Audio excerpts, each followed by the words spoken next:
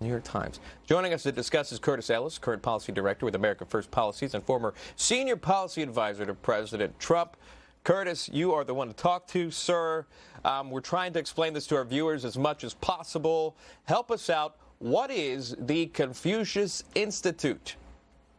The Confucius Institute are a series of, they're purportedly teaching Chinese language, teaching Mandarin and Chinese culture. They do everything from calligraphy classes to cooking classes, how to cook Kung Pao chicken.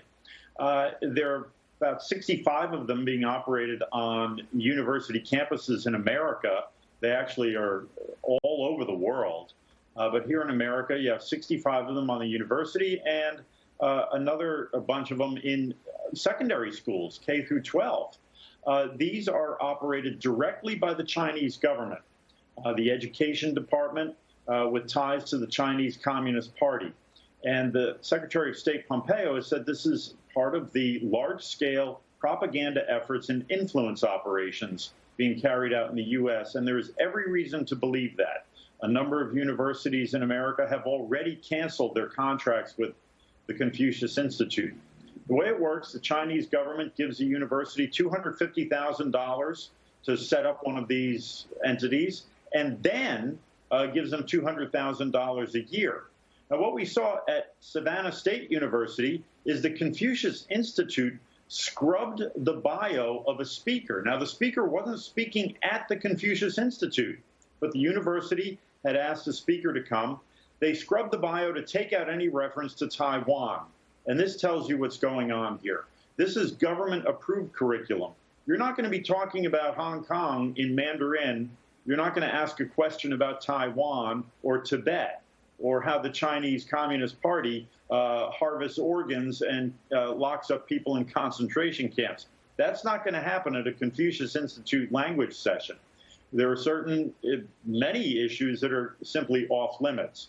But what's even more nefarious about this is they use this as the thin end of a wedge, and they start influencing other university operations. As I pointed out, scrubbing the bios of guest speakers, organizing the Chinese students on campus to surveil them, and then to make sure that they're politically reliable, and if necessary, to use those students to push back against any conferences that might be discussing human rights in China or other topics that are considered off limits by the... Let me jump in really quickly here, because you're very well educated on what the Confucius Institute, how it operates, what it offers.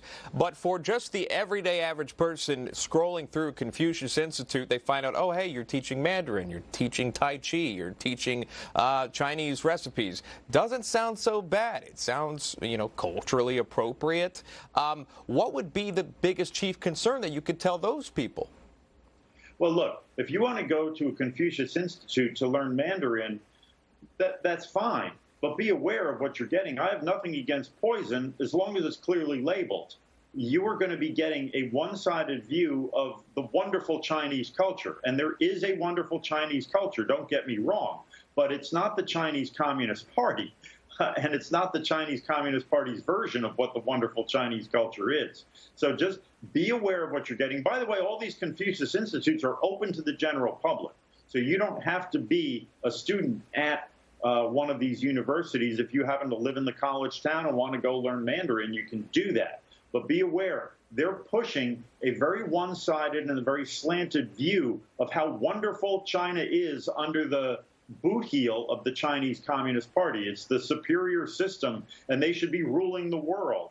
Now, they're not going to say that overtly necessarily, but that's the way they work. That's the way Chinese propaganda works. It just infers these things, and it gives this one-sided view of a harmonious world under the leadership of China. And it's all going to be great and wonderful when we all speak Mandarin, and especially when we go for a job interview. I'll walk it back because I feel like a lot of folks are learning about these new teaching organizations, if you will, let's say teaching viewpoints, what we talked about there with the Confucius Institute, but there are others, 1619 Project, critical race theory. The administration is deciding to review the 1619 Project and the critical race theory. What are your thoughts on that? Is that the right move, and why is it happening now? Absolutely. We need to be teaching critical thinking, not critical race theory, critical thinking. Look, if they want to teach critical race theory, that's one thing, but that's not the only thing they should be teaching. We should be teaching how to examine critical race theory and ask questions about it. If you want to teach creationism, teach that alongside evolution and give the students the skills to evaluate both and come up with their own answers to these things. There is no final answer on any of this stuff. It's up to us to make it. Now, look, critical race theory is a neo-Marxist propaganda operation. It teaches this one view of things based on Marxism and class analysis and race and class. 1619 has been debunked as fake history by liberal historians. It's a very one-sided view. We don't want to teach students a series of facts. We want to give them the skills, the critical thinking skills to evaluate this. Unfortunately, just like the Confucius Institute, 1619, and critical race theory, our universities and our education system has been targeted by the hard left as a way to indoctrinate the next generation. Because if you can capture the next generation, you can win the revolution without firing a shot. Curtis Ellis joining us live there to break that down. I feel like that was educational for myself, for the viewers watching, to kind of get a better understanding. The president's going to have a press conference at 1 p.m. I'm almost certain you're going to see questions about that coming up later in the day, and Curtis Ellis getting us up to speed. Curtis, thank you. Happy Labor Day. Thank you. All right, stay with us. More to come after the break.